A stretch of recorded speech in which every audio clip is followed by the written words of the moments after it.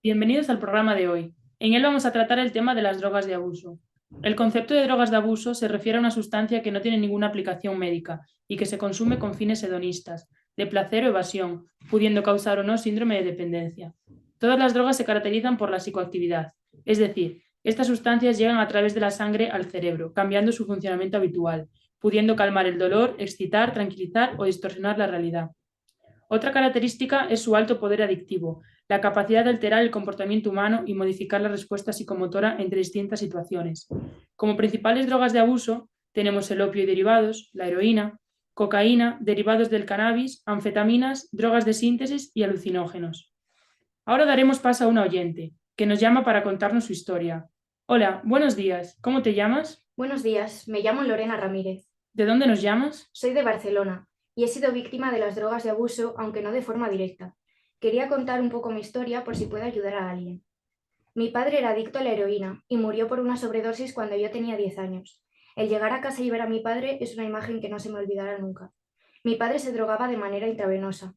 La jeringuilla seguía en su brazo cuando llegó la ambulancia, y lo primero que hicieron fue llevársela para un análisis toxicológico. En ella encontraron cocaína aparte de heroína. Tiempo después me contaron que algunos adictos mezclan las dos sustancias ya que la cocaína contrarresta los efectos depresores de la heroína, al ser una droga estimulante.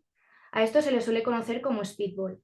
Ya en el hospital le tomaron una serie de muestras para confirmar su consumo de drogas, entre ellas muestras de sangre, orina, humor vítreo.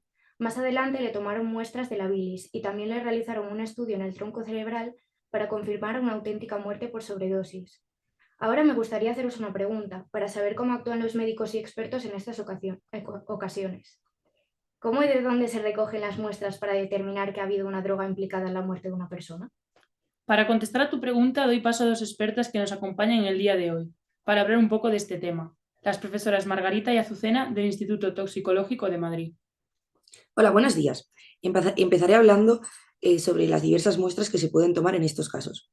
Cuando un cadáver presenta características compatibles con muerte por drogas de abuso, lo primero es tomar muestras no biológicas o biológicas.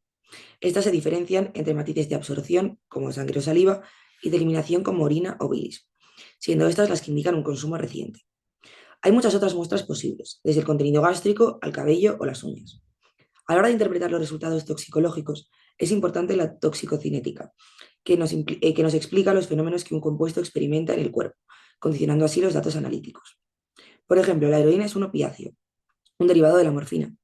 A la hora de recoger muestras, no buscamos heroína, sino un metabolito, que nos indicará si ha habido consumo justo antes de la muestra. Más tarde, este compuesto cambia, dejando en el cuerpo morfina. Hay que tener en cuenta cómo fenómenos propios del proceso post-mortem pueden influir en los análisis. La putrefacción, por ejemplo, genera sustancias que pueden confundirse con algún tóxico. Las pruebas que se toman siguen un plan analítico, que suele estar compuesto de diversas fases.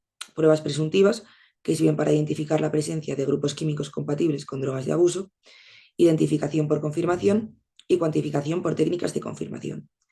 Dentro de las causas de muerte por administración excesiva de droga, se distingue entre sobredosis y RADA, o reacción adversa por drogas de abuso, que se diferencia de la primera en cuanto a que la cantidad administrada no es mayor de lo habitual. Como bien ha comentado mi compañera, existen multitud de muestras que se pueden tomar para verificar que una persona ha consumido drogas y determinar en tal caso cuáles son esas sustancias. En el supuesto de las biológicas, en primer lugar, se suelen tomar aquellas cuya obtención resulte más sencilla. Es el caso de saliva, orina o incluso sangre, aunque esta última resulta un poco más invasiva. En el supuesto de que deseemos realizar el estudio a una persona que ya ha fallecido, se suele optar por recoger otro tipo de muestras como puede ser el contenido gástrico, la bilis o el humor vítreo. Cuando realizamos este tipo de pruebas, la finalidad principal es conocer más acerca de la sustancia consumida, tanto de qué droga de abuso se trata, en qué periodo de tiempo se consumió y en qué cantidades. A partir de los resultados cuantitativos que obtengamos, podremos conocer si el motivo de la muerte fue realmente el consumo de la propia sustancia o si por el contrario se debió a otros factores. Para ir cerrando el episodio de hoy, diremos que es muy importante seleccionar correctamente qué muestras queremos estudiar, prepararlas, acondicionarlas y enviarlas de tal manera que se garantice su utilidad y podamos, por lo tanto, llegar al fondo de la cuestión. Gracias por escucharnos. Esperemos que les haya gustado.